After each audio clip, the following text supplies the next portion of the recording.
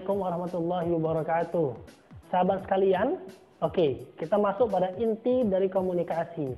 Sebagaimana janji saya, kita akan bahas tentang powerful communication, yaitu komunikasi yang powerful, yang bisa ditangkap, memberikan dampak kepada pendengar kita.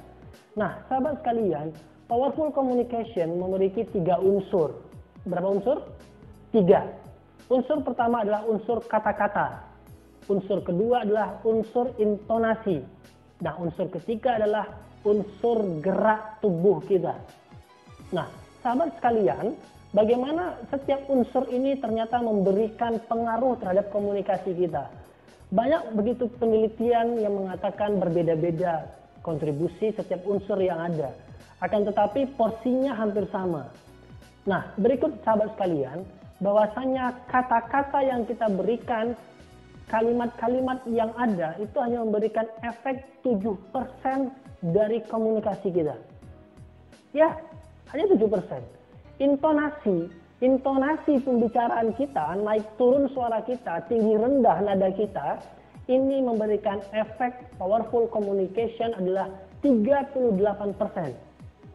Ya, Anda bisa bayangkan, selebihnya yang sebanyak 55% itu adalah komunikasi dari gerak tubuh kita.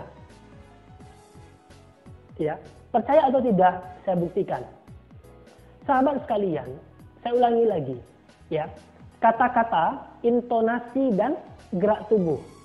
Kata-kata hanya memberikan efek 7%. Intonasi nada suara kita memberikan efek 38%. Dan kemudian gerak tubuh kita memberikan komunikasi 55%. Saya beri contoh sahabat sekalian.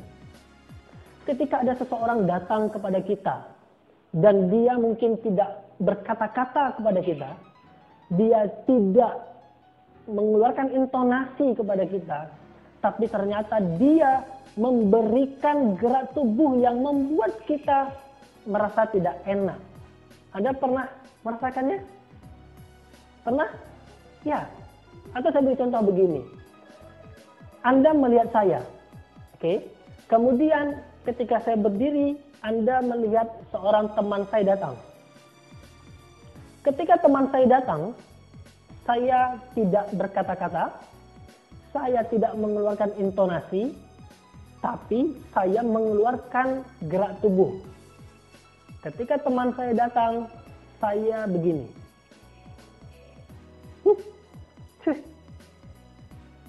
Nah, pertanyaan saya adalah, sahabat sekalian bisa menilai kira-kira saya lagi senang atau kesal sama ini orang. Ayo tebak, saya lagi senang atau marah? Jawabannya apa? Marah. Pertanyaan saya adalah, dari mana sahabat tahu bahwa saya lagi marah dengan teman saya? Dari mana? Apakah saya ada ngomong? Saya ada mengeluarkan intonasi? Tidak. Saya hanya menggerakkan tubuh saya. Tapi sahabat sekalian bisa menilai komunikasi yang saya berikan. Betul? Paham sampai di sini? Oke. Nah, sahabat sekalian perhatikan. Lagi-lagi, bagaimana bahasa tubuh kita memberikan efek luar biasa. Saya beri contoh. Ketika ada seorang presentator, kemudian dia bercerita. Para hadirin sekalian, kita harus meningkatkan penjualan kita setinggi-tingginya. Penjualan bulan ini harus meningkat setinggi-tingginya. Nah, sahabat sekalian, pertanyaan saya, ada yang keliru dengan penyampaiannya?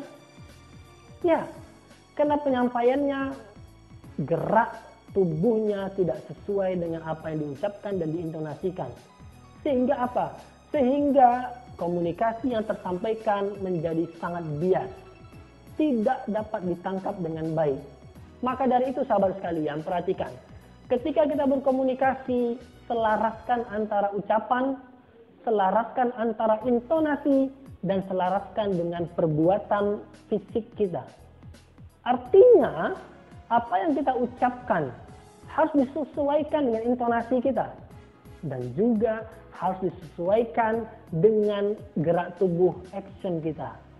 Kalau kita bercerita tentang orang-orang yang sedih, bercerita tentang kasus-kasus yang sedih, maka tentu raut wajah kita dan tangan kita menunjukkan kita lagi sedih. Kalau kita lagi senang, maka raut wajah kita, gerak tubuh kita tersenyum lebar. Nah, ini memberikan efek luar biasa. Dan tentunya kita lebih senang berkomunikasi dengan orang yang penuh ekspresi. Asalkan tidak berlebihan. Ingat, kuncinya adalah kita menyelaraskan, selaras antara ucapan, intonasi, dan gerak tubuh kita. Atau dalam bahasa agamanya adalah kita menyesuaikan antara ucapan dan perbuatan kita. Itulah yang insya Allah dapat memberikan komunikasi yang luar biasa kepada lawan bicara kita.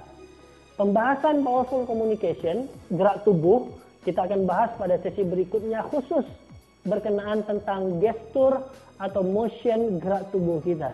Mungkin itu dari saya tentang powerful communication.